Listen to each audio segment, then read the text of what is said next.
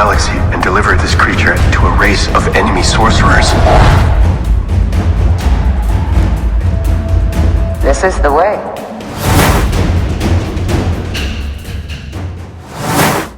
Hi, and welcome to Toy Photographer. Today, we're actually going to do not just a behind the scenes, but kind of give an explanation of what today's or this week's shoot is. So we're actually doing a recreation challenge that was given by the Toy Photography Collective that I'm a member of, this group. And so basically you can do a piece of art, a famous picture, scene, movie poster, anything like that, iconic. For my concept, was going to choose to do a Mandalorian poster, but using Funko Pops. Now, the Mandalorian poster kind of has Grogu in the satchel, and in this scale, they haven't done that where he wasn't like flying or something like that, where he was just walking. So, took a little more liberty in recreating my image here. So, recreated my usual fashion, and this time what I wanted to do was have a Grogu for scale. So I didn't want to have Grogu a normal Funko Pop size because that would just kind of throw it off, and I have to do some Photoshop and scaling it and stuff. So what I actually did is we actually photographed the Mandalorian number 326, and Grogu is actually from the Something Wild Funko card game, so I could get him more to scale. So what we did is we captured this image like I usually do, using some lumen cubes, but I also added some other lights. So I had this other light here I wanted to use, as well as these to kind of give some color. And when the image is all put together, it just kind of sells the background image and everything. So what we first did, let's start with that. With the virtual volume I usually call is my monitor. We took the Mandalorian poster, brought it into Photoshop, and with generative AI, recreated the background without the Mandalorian in it walking, so we were able to get that. Once we got that piece, then I had to expand some of the sides, so that's what gave us this. And of course it gave us a few different variations. This is the one that I chose because I thought it looked really great, kept the eye moving, and looked really nice to light with.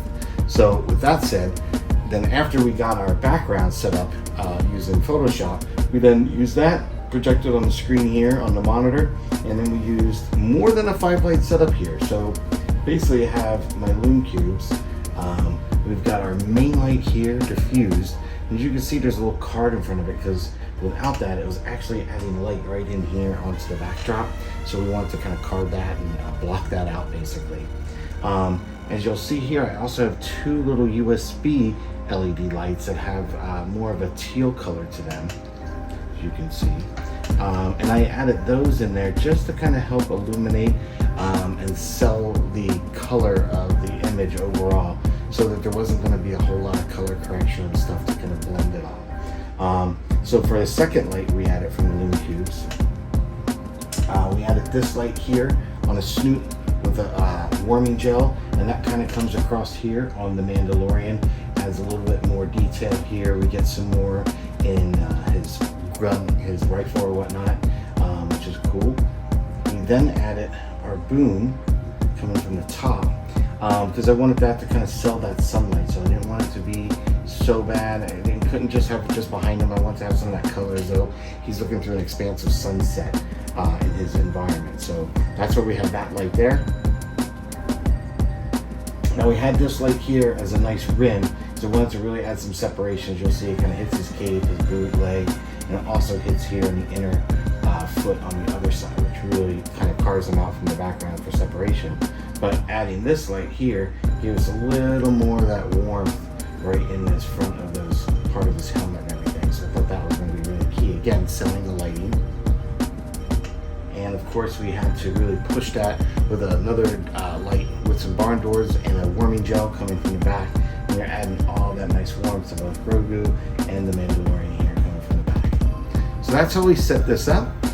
The last part, what we did on this image is we brought it, once we got it in the Photoshop and our final image edited, just a few minor things to clean up.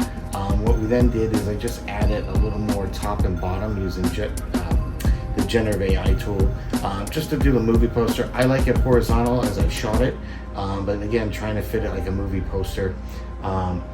If it was not going to include Grogu, I could have gone a little tighter, but I really want to include Grogu on that. But I might rethink it if I crop it slightly different. But anyway, this is the final image. I really enjoyed it. I hope you enjoyed today's episode. And if you did, please hit the like, hit the subscribe, and stay tuned for more from Toy Photographer. Until then, may the force be with you.